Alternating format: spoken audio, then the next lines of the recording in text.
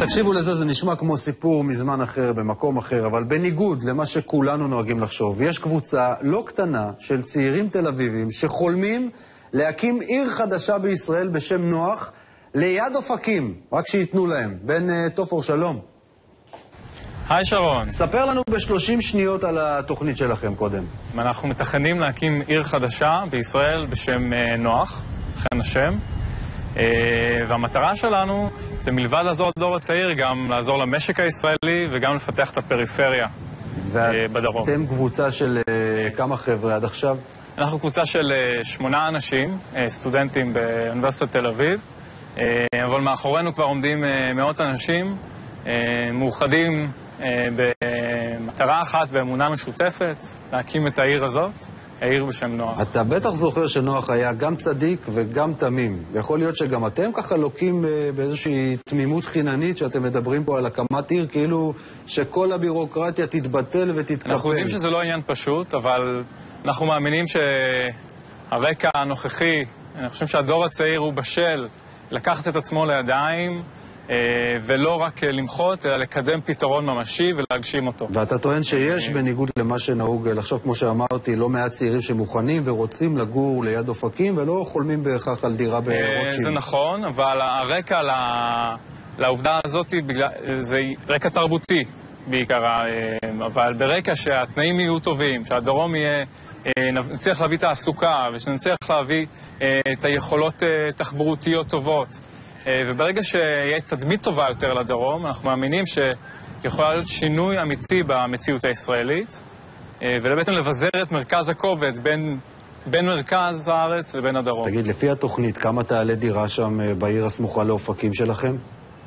התוכנית שלנו זה לקצץ מעלויות הקרקע, זה גם מה שאנחנו מתכוונים לקדם מול מינהל קרקעי ישראל, ומלבד זה אנחנו גם רוצים לקצץ בכל מיני היטלים, וגם שולי הרווח של יזמי הנדל"ן. ובסופו של דבר אנחנו מתכננים שהדירה תהיה בין 500,000 שקלים ל-600,000 שקלים, שזה באחוזים מאוד ניכרים, הרבה יותר נמוך מאשר המחירים היום. ובאמת התנאים הם נכונים. גם הדור הצעיר שקוע עכשיו בחובות, והוא צריך לדאוג לעצמו. אז אם לא נעשה מעשה כזה, אז אנחנו בבעיה רצינית. פניתם לממשלה, אגב, לבקש עזרה, לראות אם יש שם מקום לתמוך בכם, הרי מהלך יוצא דופן, זה לא מהלך רגיל. אנחנו טרם פנינו באופן רשמי לממשלה, אבל אנחנו עכשיו מקדמים בשיחות אישיות, בודקים את האפשרויות. אנחנו בעיקר מחכים לאיזושהי מסה קריטית של צעירים שאנחנו מגייסים באוניברסיטה, שהם נכונים לעבור ולתמוך ביוזמה, וברגע שיהיה לנו את כמות הצעירים, שאגב, הצעירים זה שכבת גיל שקל יותר לאחד אותה, ובאמת היא מאוד פעילה. במטרה הזאת אנחנו נצליח להפעיל לחץ ולקבל את הקרקע בחינם. אנחנו כמובן נעקוב אחרי הפרויקט היפה הזה. בהצלחה ותודה. טוב, פרשנים, הערב יוסי פרנק ואריה מליניה, ערב טוב לכם. אם זה היה תלוי בי, הייתי פורס להם שטיח אדום מהקמפוס עד אופקים, מממן להם את הנסיעה באוטובוס ונותן להם כל הקלה שרק אפשר לתת. ואתם? אני הייתי מעמיס אותם על מסעיות ושם אותם ביהודה ושומרון, כי רק שם אפשר להקים עיר כזאת. אם הם רוצים להקים עיר, דבר ראשון שיקימו תאגיד מים, אחר כך שיקימו כמה סניפי מפלגות, ואז אולי ייתנו להם קרקע. מה שיקרה בפועל, הם לא יקבלו שקל מהמדינה, מינהל מקרקעי ישראל יעיף אותם משם לכל הרוחות. אין סדרי עדיפויות במדינה, ודבר כזה צריך להיות פרויקט שממומן, מה אני אגיד לך, מאלף ועד תף. בלי תשתיות אי אפשר להקים, בטח לא עיר, וכל התוכניות האלה, אני לצערי... בוא בכל זאת תשמור על איזושהי אופטימיות וניתן צ'אנס, כי הם עוד לא פנו לשום גורם ממשלתי. לך תדע, אולי נחזור לימים עברו, ובאמת תהיה כאן את הרוח וגם את הכוח וגם המימון. מה אתה אומר, פרנק?